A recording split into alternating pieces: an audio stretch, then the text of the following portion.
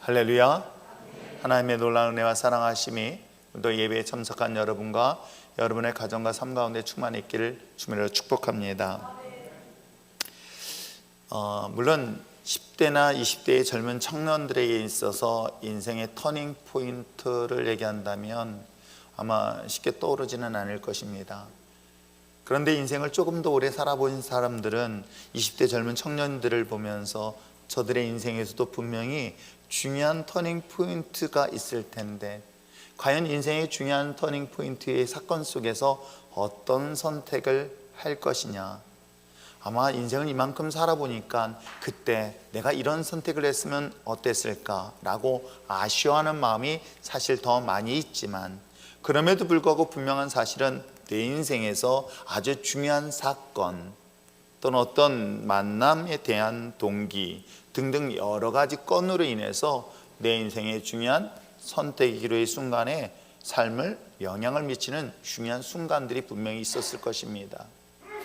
그런 순간 속에 있었을 때 과연 나는 어떤 선택을 하느냐. 물론 작은 선택도 있습니다. 그런데 아주 중요한 결정적인 선택이 to be와 not to be, 내가 사느냐 죽느냐는 중요한 결정의 순간을 경험할 때가 의외로 참 많이 있습니다. 우리가 함께 보고 있는 요한복음을 올해 함께 여러분과 함께 이 말씀을 통해서 우리 여행을 하려고 합니다. 특별히 예수님의 제자였던 사도 요한이 소개하고 싶었던 사람, 그리고 너무나 중요한 인생에서 만나야 될 그러한 사람, 바로 그것이 예수 그리스도라는 사실을 소개하고 있으며, 그 예수님을 통하여 만났던 사람들에 대한 이야기, 그리고 예수님을 통하여 일어났던 수많은 이야기들이 기록된 것이 바로 요한복음 21장의 내용이기도 합니다. 특별히 우리가 함께 읽었던 이 1장은 상반부에 시작하기를 예수님이 과연 누구실까? 예수님이 누구시냐라는 그 질문에, 특별히 이 글을 읽고 있는 당시의 유대인 아니면 헬라파 유대인이던 하나님을 알고 하나님을 믿고 있던 사람들에게 대하여 예수님을 소개하고 싶었는데, 야, 너희들이 믿고 있는 그 하나님을 버리고 포기하는 것이 아니라 그 하나님이 바로 이분이시다, 그게 예수다라고 이야기를 하고 있는 내용이 바로 1장 상반부의 이야기입니다. 내가 그동안 믿고 신뢰했던 그 하나님에 대한 전통적 유대인들에게 있어서 그 하나님은 실질적으로 눈에 보이지 않았습니다. 그럼에도 불구하고 그들은 그 하나님을 믿고 그 말씀에 근거하여 그 말씀대로 삶을 살았던 유대인들에게 있어서 육신으로 오신 예수님이 바로 이분이 하나님이신데, 그 예수님은 바로 창조주이시고 뿐만 아니라 메시아 구원자 생명의 빛이다라고 요한은 설명을 하고 있습니다. 그렇다면 이스라엘 백성들에게 있어서 하나님을 만난다는 것은 얼마나 놀라운 역사가 일어났을까? 이미 이스라엘 백성들은 하나님을 통해서 물론 크고 작은 많은 은혜의 경험을 했고, 그 은혜의 경험 때문에 그들은 여전히 전통적 유대의 종교를 신앙을 갖고 있었던 것은 사실이기도 합니다. 어찌 보면 우리가 어려서부터 신앙생활하던, 중간에 신앙생활하던 하나님에 대한 예수 그리스도를 믿고 우리가 교회에 나오는 순간에 크고 작은 잔잔한 은혜도 경험했고, 확신을 할 수는 없지만 때에 따라서는 남들처럼 드라마틱한 그런 하나님의 기적과 표적은 경험하지는 못했지만, 그래도 불구하고 내가 교회를 나오니 내 마음에 평안이 있고, 또 내가 기도하였더니 응답되어지는 것들이 간간히 있더라 라는 것들을 경험하면서 이 자리에 왔듯이, 바로 2000년 전에 예수님에 대한 이야기를 할 때에 그대의 여전히 믿고 있었던 그 하나님에 대한 신앙은 비록 지금 현실은 고통스럽지만, 그럼에도 불구하고 하나님에 대한 존재를 신뢰할 수밖에 없었던 것은, 그럼에도 불구하고 하나님께서 그들을 지키시고 인도하시고 보호하는 것들을 경험하고 있었기 때문에 그들은 전통적 유대의 종교인 하나님의 믿음을 갖고 있었던 것이 사실이기도 합니다. 그랬던 그 하나님이 육신의 몸으로 왔는데, 너희들이 보지 못했던 그 하나님이 너희들의 눈에 보이는 가시적인 하나님으로 이 땅에 오신 예수님에 대한 소개를 하고 있으며, 그 예수님이 창조주이신 하나님, 즉 창세기 1장에서 기록하고 있는 이 땅의 모든 것들을 창조하셨던 그 하나님이 바로 육신으로 오신 바로 예수님이 바로 그가 하나님이시다 근데 그 하나님은, 바로 예수님은 그를 통해서 볼 수 있는 것이 있으니 무엇을 볼 수 있을까? 바로 예수님을 통하여 볼 수 있었던 것은 바로 그 하나님의 놀라운 역사하심을 보게 되어졌는데, 그 하나님에 대한 것은 영광을 볼 것이다. 하나님이 이 땅 가운데 영광을, 하나님을 통해서 일어난 것처럼 예수님을 통하여 영광을 볼 것이다. 그 영광은 무엇이었습니까? 요한복음에서 뿐만 아니라 복음서에서 기록되어 있는 것처럼, 여러분 생각해 보세요. 38년 동안 육신의 고통당하였던 자가 예수님을 만났습니다. 예수님의 말씀 한마디에 오랫동안 그야말로 이 고통 속에 신음하였던 그 질병이 한순간에 낫는 그런 놀라운 역사를 경험하였으니, 그 경험한 순간을 뭐라고 하고 있습니까? 이것 통하여 하나님의 영광을 올려드린다 라고 표현하고 있는 거예요. 나면서부터 앉은뱅이였습니다. 평생 일어나 본 적이 없습니다. 다른 사람들의 눈치를 보면서 구걸하며 살았던 그가 예수님을 만났습니다. 그 예수님을 만났고 예수님의 복음을 전했던 그 순간에 어떤 일이 일어납니까? 그 성전 미문에 있는 앉은뱅이가 벌떡 일어나며 무엇을 했는지 아십니까? 하나님의 영광을 올려드리기 위해 성전에 들어가 뛰면서 춤을 추는 장면을 소개하고 있습니다. 우리가 하나님의 영광이라고 생각한다면 다른 것이 아니라, 사실 성경 속에 등장하고 있는 수많은 표적과 기적의 역사를 통해서 와, 하나님이 살아계시는구나 라고 하나님의 이름을 높여드리는 것. 누굴 통해서? 예수님을 통해서 하나님의 영광을 볼 것이다 라고 이야기를 하고 있습니다. 또 하나님의 영광을 그 예수님을 통하여 볼 뿐만 아니라 바로 예수님을 통하여 하나님의 은혜를 경험할 것이다 라고 이야기하고 있는 거예요. 그래서 하나님의 영광을 볼 것이고 하나님의 은혜를 경험할 수 있는 유일한 것은 오직 예수 그리스도, 그분이 곧 진리다 라고 하고 있는 것이 첫째 주와 둘째 주 요한복음 1장 앞부분에 대한 이야기입니다. 자, 그러면 이것을 이론적으로 배웠습니다. 하나님이 누구신가를 알았습니다. 하나님은 창조주시고 예수님이 창조주시고 예수님이 그야말로 우리 가운데 생명의 빛으로 오셔서 생명을 구원하신 바로 구원자라는 사실을, 그리고 예수님을 통하여 그분은 하나님의 영광을 볼 것이고 은혜를 경험하며 오직 유일한 원웨이 하나님의 참된 진리가 예수 그리스도다 배웠습니다. 그러나 여러분, 배웠다고 삶이 변하지는 않아요. 여러분, 우리가 그것을 들었다고 변하지 않아요. 놀라운 것은 찍어 먹어봐야 되죠. 이게 똥인지 된장인지 맛을 봐야지만이, 제가 사실은 전도하고 이렇게 복음을 전하다 보면 항상 하는 이야기를 정말 많이 들었어요. 군대 있을 때도 그 얘기 듣기도 하고, 뭐라고 한 번만 보여주면 내가 하나님 믿겠다고, 한 번만 하나님의 나를 직접 만날 수 있다면, 직접 체험할 수 있다면 하나님 믿겠다. 아마 여러분 계신 중에서 하나님을 직접 만나고 이 자리에 계시다면 여기에 하나님 안 믿을 사람 없을 거예요. 솔직하게 얘기해 보세요. 하나님이 여러분 면전 앞에서 나타나셔서 내가 하나님이다라고 직접 여러분에게 말씀하시고 여러분을 직접 만지신다면 여러분 어떨 것 같아요? 여기서 안 믿을 사람이 있을까요? 단 한 명도 없어요. 이게 못 만났으니까 못 믿고 있는 거예요. 교회는 나오고 있는데 못 만나다 보니까 이게 안 믿어지고 있는 거예요. 성전은 수없이 왔다 갔다 해도 믿어지지 않는 이유는 딱 하나예요. 그분을 못 만났기 때문인 거예요. 여러분, 예수님을 만난다는 것은, 여러분 잘 들어보세요. 여러분의 아내가 최고의 아내입니다. 오마이 놀라워라. 남자분들 어쩌려고 대답을 하나도 안 하십니까? 바로 신기를 쳐다보고 있는 여진이를 보고 있습니다. 그러니까 그냥 속으로는 그렇더라도, 그래, 난 내 인생에서 내 아내를 만난 게 최고의 축복이야. 두려워 떨리는 마음으로 이야기를 하고 있습니다. 근데 고개 숙이고 있는 남자는 또 뭔지 모르겠어요. 내 인생에서 중요한 결정적인 순간에 누군가를 만나서 내 인생의 삶에서 얼마나 큰 결과를 가져다 주는 것은 굳이 설명하지 않아도 너무나 잘 알지 않을까요?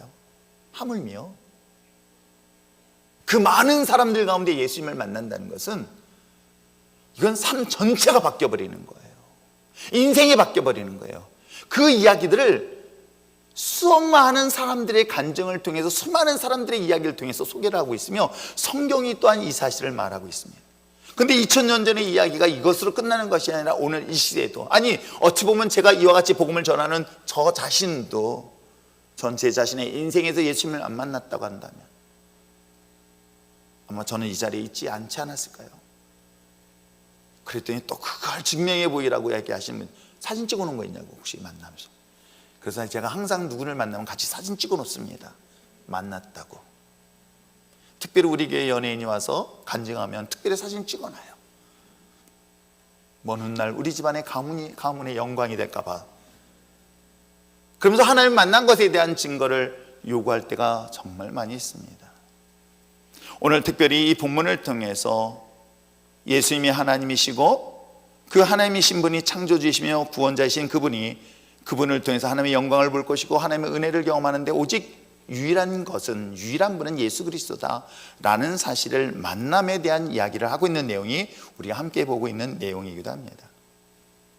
그러므로 우리가 예수님에 대한 성경적 이론을 아는 것도 중요할 수 있지만 중요한 것은 그것을 내 삶에서 만나는 것이 가장 신앙생활 속에서 중요하다는 것을 잊지 마시고 부탁드립니다.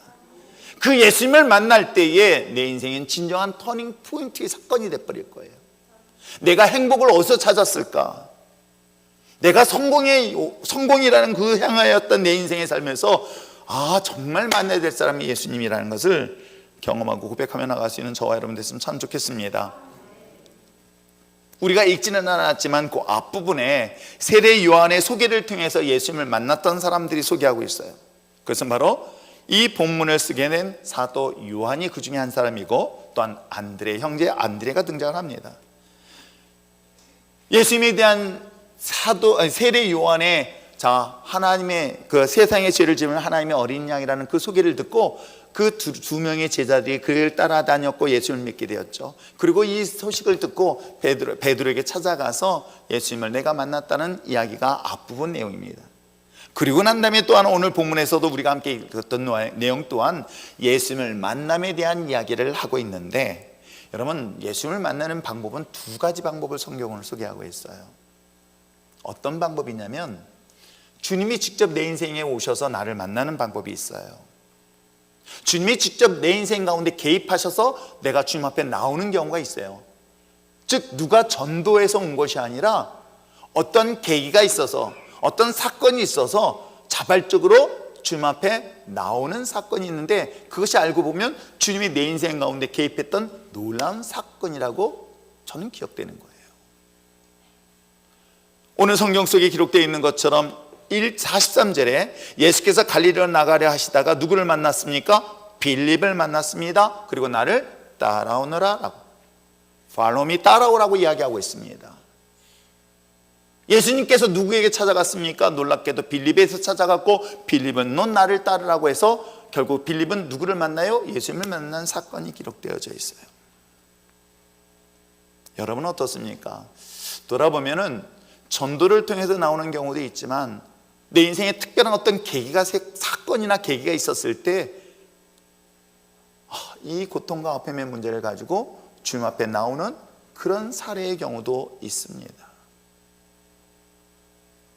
누구에 의해서가 아니라 어떤 사건이라든가 어떤 계기를 통해서 자발적으로 주님 앞에 나왔지만 그 자발적인 그 상황과 환경이, 그것이 바로 주님이 내 인생 가운데 개입했던 중요한 사건으로 해석될 수 있는 것이겠죠.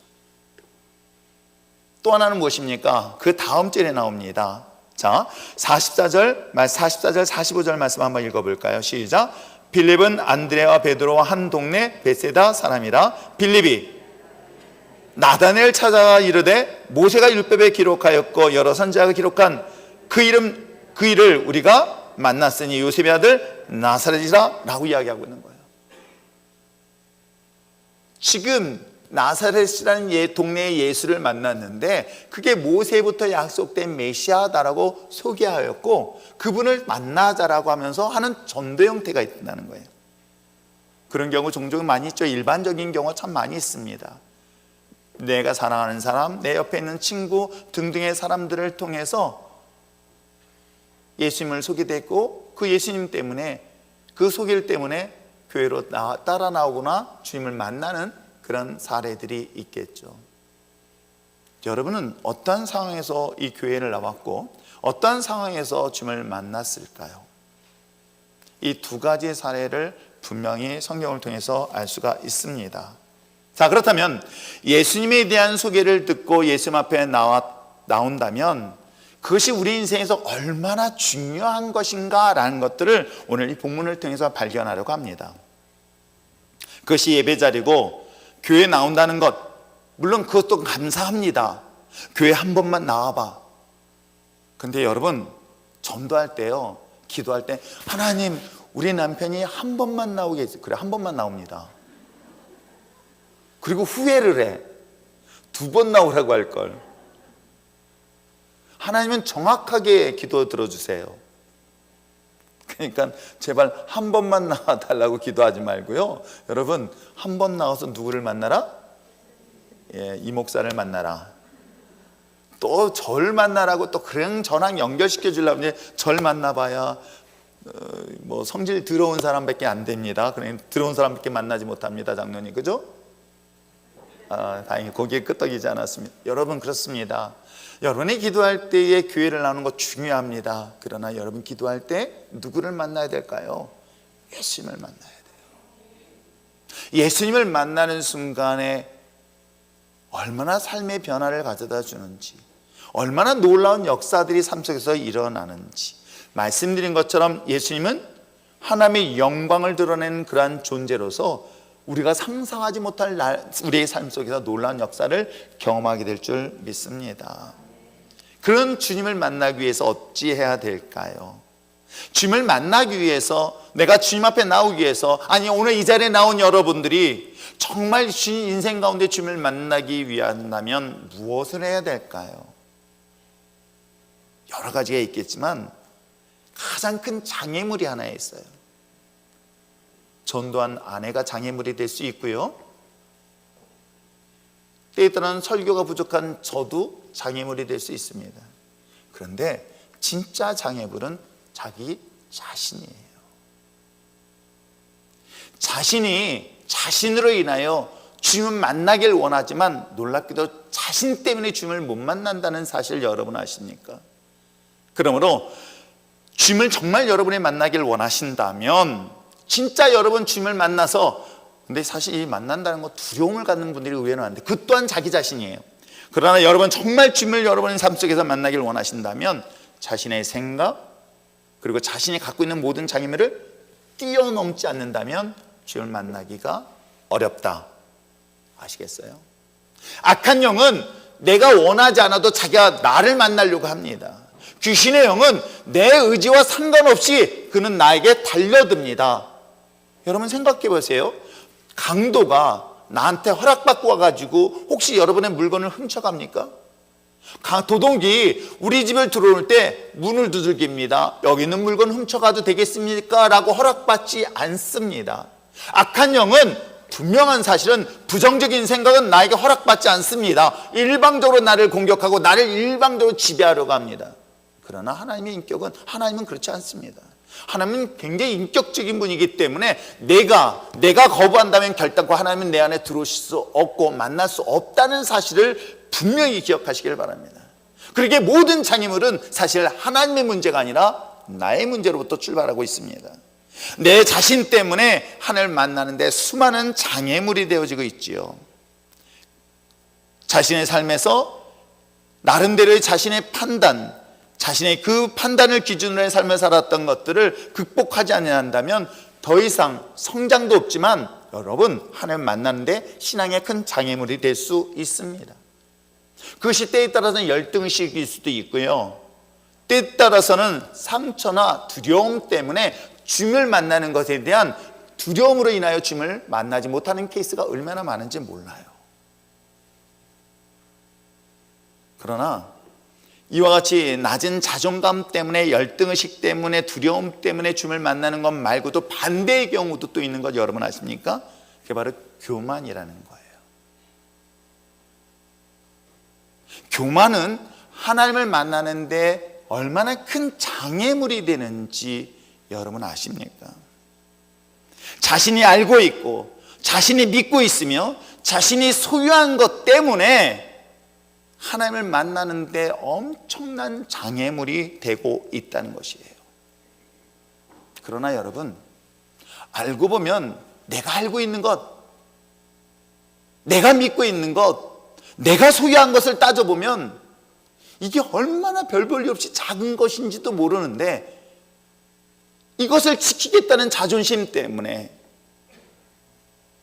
이걸 보호하겠다는 그놈의 자존심 때문에 그 교만함으로 하나님을 나에게 인생 가운데 모셔드리지 못하고 거부하는 케이스가 상당히 있습니다. 그 중에 하나인 저도 예외가 아니었습니다. 오히려 다른 사람이 실패하고 다른 사람이 잘 못하는 걸 보면 야, 그런 것도 못해 라고 하면서 비판했던 제가 주님을 만나는 것이 그렇게 어려운지를 정말 몰랐던 것도 한 사실이기도 합니다. 특별히 자신의 삶에서 가장 중요한 예수님을 만나는 것에 대한 이 극복해야 될 자신들, 그것이 지식이 되어지고 경험들이고 자신의 소유한 것들을 극복하지 아니한다면 여러분 절대로 예수님을 만날 수 없다는 것 여러분 아십니까? 오늘 이 사실을 오늘 성경에서 이야기를 하고 있습니다. 자, 말씀드린 것처럼 45절 말씀을 읽었습니다. 빌립이 나다나엘에게 전도를 하고 있습니다. 뭐라고 얘기하고 있냐면, 자, 모세에 의해서 그리고 여러 선지자에 의해서 기록된 메시아 선지자가 있다. 근데 나사렛에 있는 예수가 그가 바로 메시아이고 선지자라고 이야기를 하고 있습니다. 그런데 46절에 나다나엘이 어떤 반응을 일으키는지 아십니까? 자, 46절 읽어보시기를 바랍니다. 시작.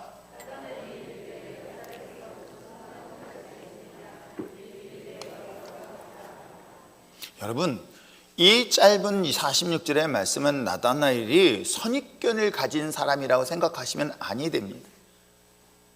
강남에는 선한 것이 날 수 있으나 이 율전동이 무슨 선한 것, 이건 선입견으로 볼 수 있습니다. 지역적으로. 그건 뭐 어느 정도도 타당할 수 있어요. 그런데 나다나엘은 단순히 감정적이나 지역적 감정을 입거나 아니면 선입견을 때문에 지금 이야기를 하는 것이 아닙니다. 나다나엘은 당시에 상당한 엘리트에 있을 뿐만 아니라 그는 무엇보다도 신앙적으로 경건했으며 더 중요한 것은 오랫동안 전통적으로 전해지는 하나님의 말씀에 대한 지식을 잘 갖춰진 인물이기도 합니다. 그는 스스로 자기의 삶을 경건하게 갖췄던, 자기 스스로를 컨트롤할 수 있는 그런 사람이기도 했습니다. 그는 남들이 보기에도 존경을 받을 만큼의 완벽하게 자신을 컨트롤할 수 있는 그런 인물이기도 합니다. 뿐만 아니라 그가 가지고 있는 경험과 지식 또한 결코 부족하지 않다는 사실 여러분 아십니까? 왜요? 오늘 빌립은 이야기하고 있습니다. 야, 모세의 율법으로부터 모세로부터 전해졌던 메시아가 있는데 그 메시아, 그가 바로 예수인데 누구 출신이라고 한 거예요? 나사렛 출신의 예수라는 거예요. 그랬더니 이 이야기를 들었던 나다나엘은 이 나사렛에서 무슨 선한 것이 나겠냐, 이 선하다는 것은 뭐냐면 말씀드린 것처럼 구원자 메시아를 얘기하고 있는 거예요. 그러면 생각해 보세요. 빌립하고 나다나엘을 생각하면 빌립은 성경적 근거로 본다면 모순이 되는 거예요. 왜 그럴까요? 여기서 보지 않자면 이미 미가의 선지자가 이 이야기를 하고 있습니다. 미가서 5장 말씀을 볼까요? 미가서 5장 2절 말씀을 보시길 바랍니다. 자, 한번 읽어보겠습니다. 시작. 베들레헴 에브라다야, 너는 유다 족속 중에 작을지라도 이스라엘 다스릴 자가 내게서 내게로 나올 것이라. 그의 근본은 상고에 영원히 있느니라. 미가 선지자를 통해서 지명이 딱 정해져 있어요. 에브라다야, 그 에브라다가 살고 있는 것이 바로 오늘 성경에 기록되어 있는 것처럼 어디에 예루살렘이라고 얘기하고 있는 거예요. 그 예루살렘에서 무엇이 나온다고 얘기하고 있습니까? 이스라엘을 다스릴 자가 오겠다는 거예요. 그게 메시아 사상인 거예요. 이것을 누가 알았습니까? 나다나엘이 알고 있었던 거예요. 하나님이 약속한 메시아가 지명으로 따져본다면 베들레헴에서 나야 되는데 놀랍게도 어디서 나옵니까? 예수가 나사렛이다? 이게 맞지 않는다는 거예요. 자신이 알고 있는 지식, 자신이 알고 있는 경험, 자신이 알고 있는 그 정보들, 우리는 이것을 더 신뢰하면서 지금까지 살아왔던 것 또한 사실입니다. 남들보다 더 많은 경험, 지식, 그리고 느낌, 그리고 더 나아가서 다양한 정보들을 통해서 내가 선택한 것은 탁월했다, 실수 없었다. 그런데 빌립이 선택하고 빌립이 알고 있는 것은 잘못된 정보를 갖고 있다, 이것을 전해주고 있었던 나다나엘의 입장에선 거부할 수밖에 없는 내용이기도 합니다. 하나님의 존재, 예수님에 대한 존재에 대해서 분명 오랫동안 전통적으로 내가 알고 있던 것과 다르기 때문에 받아들일 수 없다라는 내용이 본문 내용이기도 합니다. 그래서 제가 여러분들에게 하나님에 대한 존재는 저 역시도 과거에 이성적으로 뿐만 아니라 상식적으로 합리적으로 해석하려고 했더니 성경을 한번 읽어보세요. 성경을 비판하려면 최소한 성경을 읽어봐야 성경이 모순을 찾을 수 있지 않습니까? 그래서 저도 어렸을 때 신앙생활에서 성경을 어느 정도 철이 들고 사춘기 쫙 접어주면 읽어보니까 성경이 비상식적이야. 상식이 되지 않아. 일단 합리적이지도 않아. 그게 무조건 믿으래. 그래서 질문하면 나보고 뭐라고 공격했냐면 너가 믿음이 떨어져서 그래. 이 질문을 어렸을 때 받고 정말 상처받아요. 그래서 저는 제가 여러분들에게 부탁드리면 무조건 믿으라는 말을 하지 마세요. 정말 제가 싫어하는 소리예요. 사기치는 사람이 무조건 믿으라고 할 수 있어요. 상식적이지도 않았어요. 아니 하나님께서 사랑한다 그러는데 아니 그 물건 조금 훔쳤다고 땅에 묻어가지고 그 식구들을 한꺼번에 몰살시키는 그 하나님, 아간이라는 가족이 뭔 잘못을 했다고 그 정도 훔친 건 좀 더 눈 감아줄 수 있지 않을까? 그런데 얼마나 하나님이 그를 잔인하게 죽여버리는지 몰라요. 또 한편으로는 출애굽을 하는데 이스라엘 백성 살리겠다고 바로의 군사들 뭔 잘못했어요? 차라리 바로를 죽이지. 바로 명령에 따랐던 군사들이 홍해바다에서 다 수장이 되네. 야, 누군 살리겠다고 누굴 죽이는 그 하나님? 도저히 이해가 되지 않았어요. 등등등. 저는 성경을 보면서 정말 상식적으로 이해가 되지 않냐고 논리적으로 설명이 안 되는 거예요. 그래서 이 질문을 답을 얻기 위해서 저는 수많은 집사님들 찾아다니고 선생님을 찾았고 전도사님 찾아섰어요. 그때 저희 담당분은 전도사님이었으니까 담임 목사님한테는 찾아갈 수 없었고 여기는 찾아오셔도 됩니다. 진짜예요. 저는 그 고민을 했기 때문에 얼마든지 그 답변을 해줄 수 있어요. 여러분이 고민하고 이해 안 되는 부분 저 역시도 그 과정을 겪었기 때문에 얼마든지 저는 답변할 수 있습니다. 그런데 성경에서 말하고 있는 것처럼 나다넬이 말하고 있고 빌립이 말하고 있는 그 예수에 대한 이야기는 상식적이지 않아요. 학문적이지도 않고요, 논리적이지도 않고요, 비상식적이라는 거예요. 그런데 놀랍게도 하나님은 상식적이지 아니하시고 합리적이지 아니고 논리적인 것이 아니라 거기에 초자로 바뀐다는 것을 아세요. 초라는 단어를 알게 된 거예요. 야, 하나님께서 역사하시면 비이성적인 것이 아니라 초이성적이구나. 내 머릿속에서 뛰어난 하나님의 역사가 일어나는구나. 이거는 과학적으로 의학적으로 설명이 불가능한 일을 경험하게 돼요. 현직의 의사들도 때에 따른 신앙을 가진 분들이 그런 고백을 합니다. 이거는 도저히 사람의 힘으로 불가능한 수술의 경우를 수없이 경험한다는 거예요. 심장외과를 담당하는 어느 교수의 고백인 거예요. 그분이 신앙생활 하는지는 잘 모르겠어요. 심혈관계통이라면 자연스럽게 저하고 관계된 의사 선생님이 그런 얘기를 하는 거예요. 하루에 수많은 환자들을 치료하고 수술을 하지만 이건 절대적인 누군가의 도움 없이는 생명을 살고 죽음에 대한 것은 인간이 할 수 있는데 한계가 부딪힌다, 그 얘기를 하더라고요. 오늘 이야기하고 있는 이 나다나엘이 빌립이 전하고 있는 예수는 상식적으로 맞지 않은 거예요. 오늘 우리들의 신앙도 내가 극복하지 못하는 이유가, 주님을 만나지 못하는 이유가 바로 내가 알고 있고 내가 생각하고 있는 이 범위에서 뛰어난 그분을 만나지 못하고 알지 못하니까 이것이 오히려 주님을 만나는데 큰 장애물이 되고 있음을 볼 수가 있습니다. 스스로 자기 자신에 제한되는 순간 나도 모르게 주님을 거부하고 거절하고 있어 주님 앞에 가까이 나올 수 없게 된 요인이 됩니다. 그러므로 정말 주님을 만나기 위해서라면 여러분, 주님 앞에 자신의 것에 대한 것들을 기꺼이 내려놓을 수 있는 저와 여러분 됐으면 참 좋겠습니다. 자, 그렇다면 어떻게 뛰어넘어야 될까요? 전 성경을 보면서 이럴 때 필요한 게 뭔지 아세요? simple, 단순함이 주님 앞에 만나는데 중요한 요소를 하고 있다는 거예요. 아주 단순하게 주님을 만나는 사람, 단순한 사람들은요 오히려 하나님을 단순하게 만나요. 아세요? 복잡한 경우의 사람들은 또 복잡하게 하나님을 만나요. 그러면 여러분 어떻게 하시겠습니까? 이왕이면 단순하시길 바랍니다. 하나님을 만나는 순간은 굉장히, 그래서 사실은 남자분과 여자분의 신앙을 보면 여자분들은 굉장히 신앙적으로 열심히 잘하는 것 같아요. 근데 여자분들은 역시 복잡해요. 남자들은요 고집만 있을 뿐 단순해요. 그래서 하나님이 이게 또 성차별 얘기한다 또 구박할라.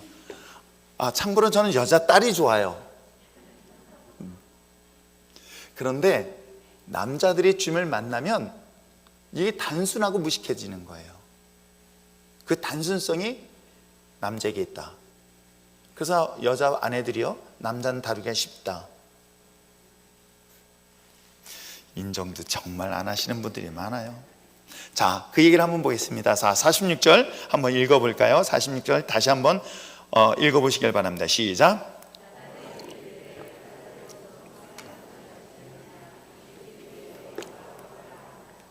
빌립이 뭐라 그래요?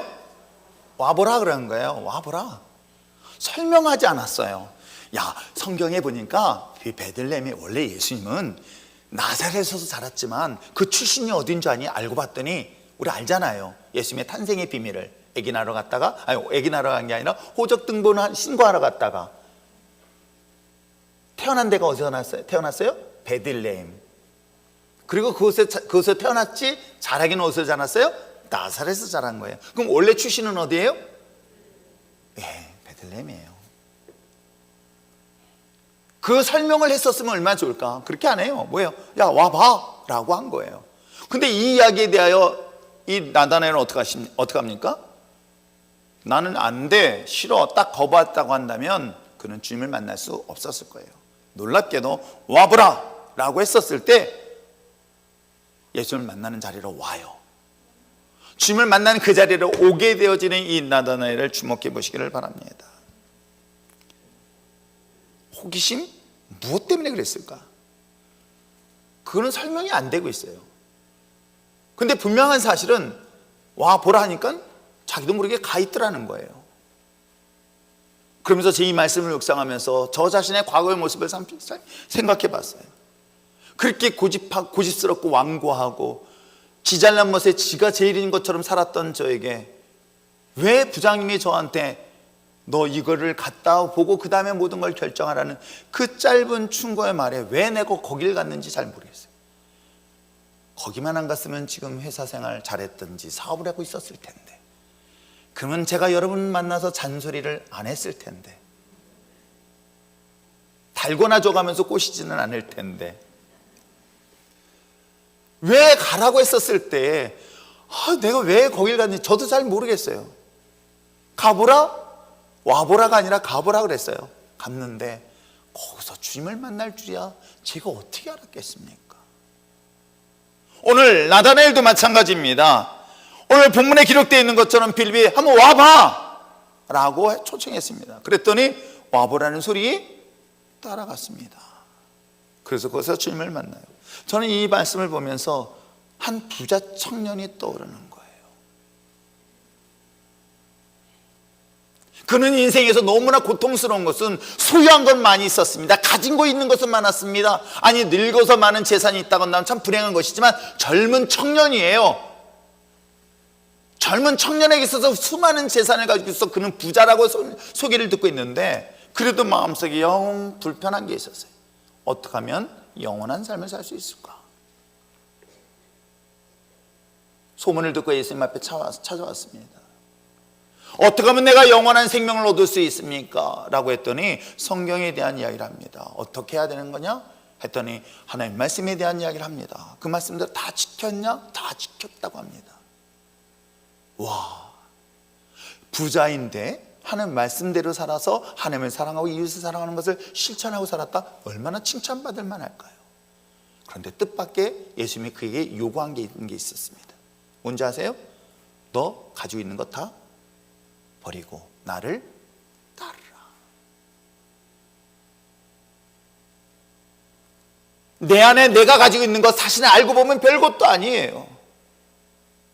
어찌 보면 때에 따라서는 두렵고 불안해서 마치 난 강한 것처럼 다른 사람을 방어하기 위해 나는 잘난 척하고 더 강한 척하고 더 똑똑한 척한 것뿐이지 사실 가지고 있는 건 아무것도 없는데 왜 그것이 나에게 또 다른 우상이 되어서 나를 지켜왔는지. 주님이 나에게 오라는 그 말에 단순히 순종하고 나왔던 이 나다나엘, 바로 그곳에서 주님을 만나는 놀라운 역사가 일어났던 것입니다. 그러나 그 부자 청년은 어떻습니까? 너 그 모든 것들을 내려놓고 나를 따르라 라고 했었을 때 그는 소유한 걸 내려놓지 못해서 주님을 못 따른 건 여러분 아십니까? 예수님의 제자였던 베드로는 2배 가득 채우는 놀라운 축복을 받았을 때에 너 나를 따라와라 라고 했을 때 어떻게 한줄 아십니까? 자신의 배와 자신의 소유한 모든 것들을 내놓고 주님을 따랐던 것. 오늘 사랑하는 성도 여러분, 여러분의 인생에서 정말 주님을 만나길 원하신다면 여러분이 가지고 있는 것이 무엇인가를 한번 생각해 보세요. 지식? 경험? 내가 알고 있다는 생각한 그 모든 것들? 내 나름대로 생각하고 있는 그 신앙의 틀들? 이 모든 것들을 내려놓을 수 있을까요? 그리고 주님의 말씀에 단순히 순종하는 자리에 쓸 수 있을까요? 저는 이 순종의 자리가 훗날 제가 변하기는 아주 단순하게 바뀌었어요. 하나님의 음성을 직접 외쳐라, 오늘은 동쪽 가라, 얼마나 좋아요. 오늘 누구 만나라 이렇게 지시를 해주면 얼마나 좋아요. 근데 내 귀에는 그런 소리는 들리진 않아요. 근데 성경을 읽으면서 저는 제가 섬겼던 목사님이 계시니 그 목사님이 이 집사 오늘 뭐해? 예, 무슨 일 있으십니까? 오늘 너희 집 신방할게. 예, 알겠습니다. 아침에 그것도 전화해. 그것도 철야 예배 끝나고 새벽 3시에 그것도 감자탕집에서 어떻게 하는지 아십니까? 그 다음날 그날 아침에 사무실로 전해서 오늘 월차 좀 내줘 하고 그날 모셔. 저는 돌아보면서 하나님의 음성을 못 듣더라도 최소한 영적 지도자의 말에 내가 철저하게 순종을 해야 되겠다 라는 기준을 내가 하나님을 중심에 딱 썼더니 놀랍게도 내 귀에 누구의 음성이 들리는지 아세요? 하나님의 음성을 듣기 시작한 거예요. 하나님의 뜻을 발견할 수 있었던 거예요. 제가 주의종 목회의 신학을 하는 과정에서도 남들보다 더 늦게 갔었던 이유도 목사님이 허락을 안 해주시는 거예요. 40일 특별 새벽기도, 특별 철야를 드리고 이제 사역자로 가야 되겠습니다 라고 했을 때 목사님이 너 차라리 기도라도 해주시고 얘기를 해주시지. 근데 그분은 나는 40일을 철야라도 했잖아요. 그분은 40일 철야하고 목사님 가서 목사님 여차여차해서 이번에 신학교를 졸업합니다. 이제 사역자를 가야 되겠습니다. 그랬더니 목사님이 단칼에 안 돼. 어떻게 했는지 아십니까? 안 된 데 있으니까 안 된 줄 알고 나와서 다시 집사로서 교사 봉사를 했던 기억이 나요. 돌아보니까 그것이 하나님의 음성을 따르는 기본적인 자세였던 거죠. 여러분 어떻습니까? 나다나엘은 분명 빌립보다도 성경적 지식은 분명히 더 가질 수 있었을 뿐만 아니라 빌립보다도 성경 속에 예수님이 소개하기를 뭐라고 얘기했으면 그는 경건한 자였었던 거예요. 신앙적으로 보면 오히려 빌립보다는 더 우월한 존재에 있을 수 있었습니다. 그런데도 불구하고 와보라는 그 음성에 그는 어떻습니까? 따르더라는 거죠. 오늘 사랑하는 성도 여러분, 정말 여러분의 삶 속에서 주님을 내 삶에 뛰어넘기를 원하신다면 단순하게 내게 들리는 하나님의 음성 앞에 나올 수 있는 저와 여러분 됐으면 참 좋겠습니다. 그게 바로 예배 자리인 거예요. 자, 그렇다면 예배 자리에 나온 사람들에게는 어떤 변화가 일어났을까? 주님을 만난 자리에서 오늘 이 나다나엘은 어떤 경험을 하는지 아십니까? 그것은 3가지를 경험해요. 첫째는 전지하신 하나님을 만나요. 그리고 전능하신 하나님을 만나요. 그리고 나의 삶의 중보자 되신 예수님을 만나는 거예요. 이 세 가지를 꼭 기억하세요. 이거는 우리들의 삶 속에서도 반드시 경험하게 될 줄 믿습니다. 아주 용하다는 분이 계세요. 그래서 소문이 났어요. 그때 소문 났으니까 갑니다. 왜 갈까요? 정말 용한가 아닌가 딱 갑니다. 그랬더니 딱 들어오는 나를 보고 너는 하면서 막 소리를 질러대는 사람이 있어요. 제가 지금 누가 갔는지 보고 있어요. 어떤 사람이 갔는가. 무슨 말인지 잘 모르겠죠? 모르는 척하는 거죠. 진짜로 그렇잖아요. 어떤 분이 보면 야 거기 용하대 한 번만 가봐. 쪽집게야. 그래 난 쪽집게가 아니라 쪽집게보다 큰 걸 들고 나가요. 여러분 그렇잖아요. 딱 갔더니 너무나 잘 맞춰. 왜? 내가 옛날에 어떻게 했고 어떻게 살았던 걸 다 맞춘다고 하면 여러분 어떤 줄 아십니까? 그 사람의 힘이 되는 거야. 거기에 그 사람의 오구원들이 다 들어주는 걸 저는 수없이 봤어요.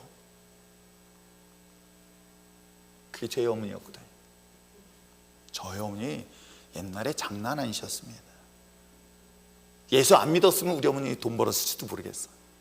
근데 정말 감사하게 우리 어머니 예수 믿으면서 그런 신적인 능력들을 버렸기 때문에 다행인 것이지, 정말 그런 능력 가지신 분들이 있습니다. 여러분 어떻습니까? 누군가가 나에 대해서 다 안다면 여러분 어떤지 아십니까? 그 사람이 무릎 꿇게 되죠.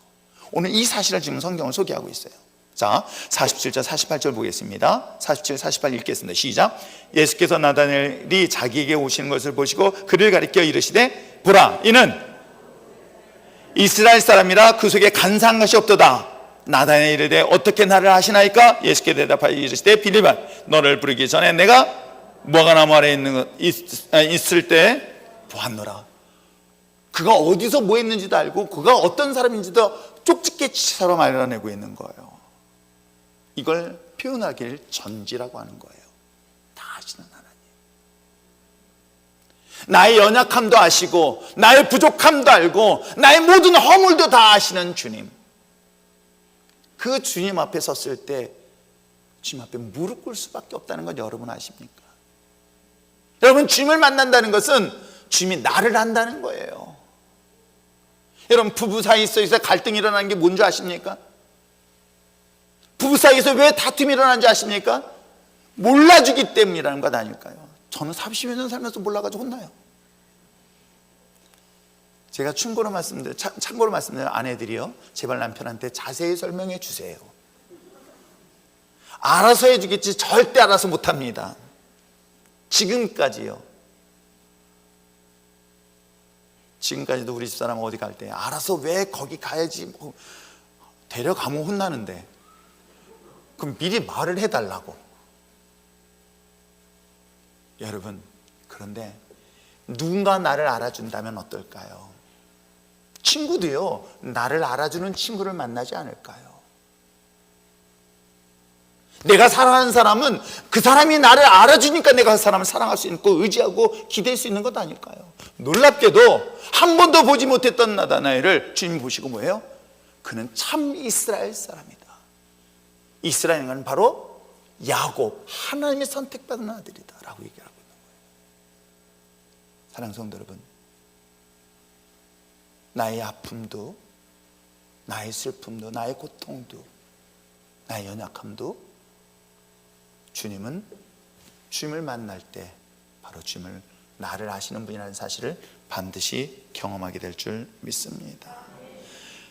그러니까 나다나엘의 49절에 이렇게 고백하는 거예요. 나다나엘이 대답하되 나피여 선생님 당신은 하나님의 아들이십니다. 당신은 진정한 이스라엘의 왕이십니다 라고 고백할 수가 있었던 거예요. 여러분 예수님이 나다나엘에게 야 너 무슨 잘못했니? 너 무슨 죄를 졌니? 라고 하지 않았어요. 그냥 나를 아는 거예요. 나를 알아주는 거예요. 그게 저가 주를 만났던 순간이에요. 겉으로는 잘난 척하고 겉으로는 힘줬던 내 모습 속에서 주님을 나를 아는 걸 만난 순간에 저는 무릎 꿇을 수밖에 없었던 것이죠. 사랑하는 성도 여러분, 전지하신 즉 나에 대해서 모든 걸 아시는 주님을 만나는 역사가 있을 줄 믿습니다. 또 뿐만 아니라 전능하신 주님을 만나게 되는 거예요.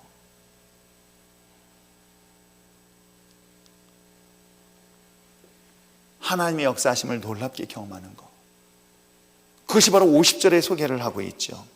예수께서 대답하여 이르시되 내가 너를 무화과나무 아래서 보았다 함으로 믿느냐? 이보다 무엇을? 더 큰 일을 볼 것이다. 미라클. 너의 삶 속에 원더풀한 하나님의 역사를 볼 것이다 라고 얘기하고 더 큰 일을 보겠다는 거예요. 여기서 큰 일이라는 것은 사건을 크게 만든다는 게 아닙니다. 가끔 우리 교회 오실 분 중에 목사님 저는 이 교회에서 큰 일을 하겠습니다. 근데 큰 사고를 냅니다. 여러분 여기서 큰 일이라는 건 뭔지 아십니까? 전 인류의 구원의 역사를 봅니다. 그러나 전 인류의 구원뿐만 아니라 개인의 삶의 놀라운 기적과 표적이 나타난다. 이걸 경험시키고 있다는 것을 성경 말하고 있어요. 사랑하는 성도 여러분, 내 인생에서 나를 아시는 주님이, 그 전지하신 주님이 내 삶에서 내가 감당할 수 없는 놀라운 역사들을 경험하는 그런 놀라운 은혜가 있는 줄 믿습니다. 그리고 마지막으로 본 게 뭐예요? 바로 중보자라는 거예요.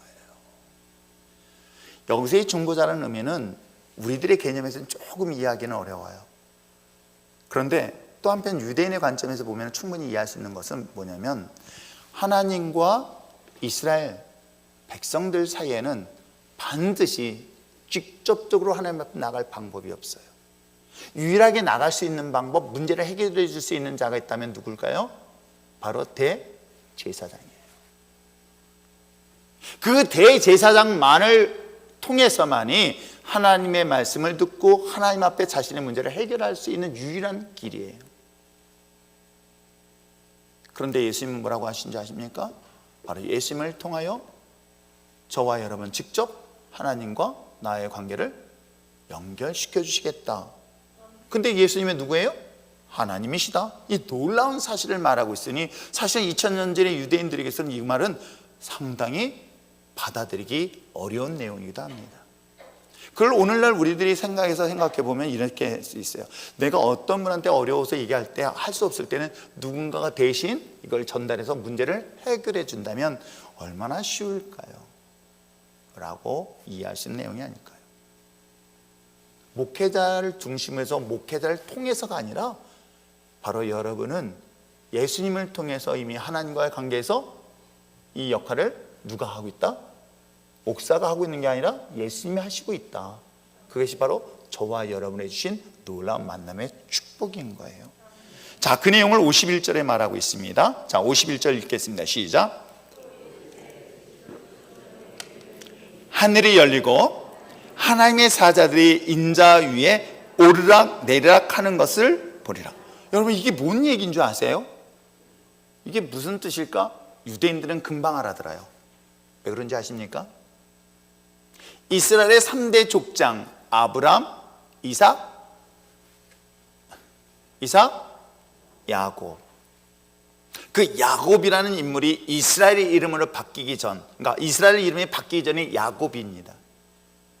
그 야곱이 형을 속이고 아버지 눈을 속여서 재산을 탈취합니다. 장자권, 유상권을 받아가요. 아버지의 유서를 대신 사인 위조를 해서 하듯이 아버지가 있는 모든 축복권을 대신 형 대신에 자기가 물려받아요. 그리고는 도망가요. 형이 칼을 들고 죽이겠다고 하는 사실을 듣고 막 도망을 갑니다. 도망을 가다가 드디어 해가 떨어졌습니다. 들판에서 잠을 취하고 있을 때 갑자기 하늘의 문이 열리는 거예요. 그러면서 사닥다리가 쭉 내려오네요. 쭉 내려오면서 뭐예요? 천사가 오르락 내리락 하면서 그 환상을 보여주고 있는 거예요. 한번 상상을 해보세요. 하나님의 천사들이 내려와서 사닥다리를 그냥 내려오지 왜 하필은 사닥다리일까? 아주 저도 궁금해요. 구름 타고 내려오면 얼마나 좋을까?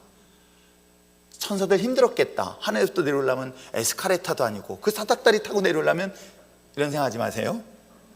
저는 했어요.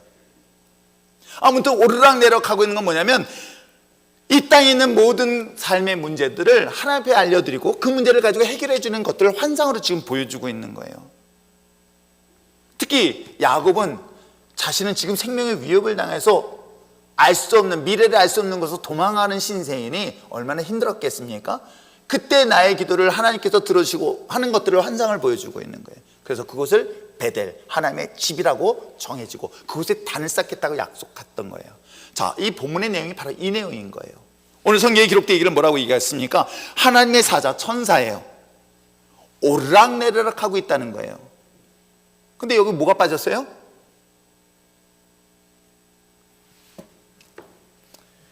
끝할까보다 사다리가 빠졌잖아요. 사닥다리, 에스카레이터가 없잖아요. 근데 그 에스카레이터, 그 사닥다리에다 뭐에 들어가는 거예요? 누구에? 인자 위에 오르락내리락 하겠다는 거예요. 그럼 그 전에 야곱에게는 사닥다리를 통해서 하나님과 인간 사이에서 천사가 왕래하는 것들을 보여주고 있는데 거기엔 누가 움직이고 있는 거예요? 예수님이 그 사닥다리 역할을 해주겠다는 내용으로 본문을 소개하고 있는 거예요. 놀랍잖아요. 예, 나만 놀랍군요. 그 얘기는 뭐냐면 인간은 하나님 앞에 가까이 갈 수 없고 하나님 앞에 접근조차도 불가능한 우리들에게 있어서 친히 예수님께서 어떻게 해요? 우리와 하나님의 관계 사이 속에서 무엇을 해주시겠다? 중보의 역할을 해주시겠다라고 해주는 거예요. 그래서 내가 예수님의 이름으로 기도한다면, 예수님의 이름으로 기도한다면, 그 예수님의 이름을 가지고 선포한다면 하나님의 사자들이 그 문제를 해결해 주신다. 그 내용을 지금 설명하고 있는 것입니다. 그게 바로 중보자다. 이걸 적용하기 위해서 제가 여러분에게 여러 번 말씀드렸잖아요. 롯데백화점 사거리 그 코너에 앉아가지고 뒤에는 고려투자금융, 이쪽에는 제일투자금융 등등 금융기관 앞에서 손을 놓고 100억아 와라! 라고 소리를 벼락벼락 찌고 있는 어떤 젊은이 한번 보세요. 상상을 해보세요. 와야 하얀 와이셔츠 입은 놈이 그곳에 서가지고 손을 들고 돈아 와라 와라 그럴 때 지나가는 사람들 보면서 미친놈인가? 근데 그걸 시켰어요. 야, 선포하면 되잖아. 그 목소리도 크잖아요. 하나님 기도합니다. 100억이 오세요. 그렇게 안 했을 거 아니야. 성격대로 모양대로 그대로 등치는 큰데도 손을 딱 얹고 예수님의 이름으로 명하노니 100억아 와라! 라고 소리를 버럭버럭 지르는 거예요. 그때 저도 미쳤어요. 하면서도 안 들어주면 어떨까? 그래서 눈을 뜨고 했을까요? 눈 감았을까요? 예, 저 눈 감았어요. 창피해서요. 그렇게 소리를 냈다 지르고 도망갔어요. 일단 어떻게 서 있습니까? 그래서 도망갔어요. 1시간을 기다려도 응답이 없는 거예요. 근데 놀랍게도 하나님이 그 이후에 역사를 했어요. 그래서 회사가 부도 안 났다고요.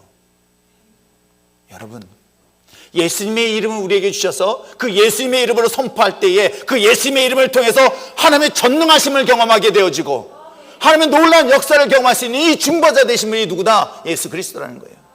내 통장에는 잔액이 마이너스지만 예수님의 이름으로 사인하는 순간에 하나님의 우리의 삶에 놀라운 역사를 일으켰다. 이게 바로 중보라는 뜻이에요. 내가 이 땅에서 매이면 하늘에서 매일 것이고 이 땅에서 풀면 하늘에 풀리는 역사가 누구의 이름을 통해서? 내 이름은 없습니다. 이유철 이름은 할 수 없지만 예수님의 이름은 놀라운 역사를 일어날 것이다 라고 지금 얘기하고 있는 내용인 거예요. 그렇습니다. 말씀을 정리해 봅시다.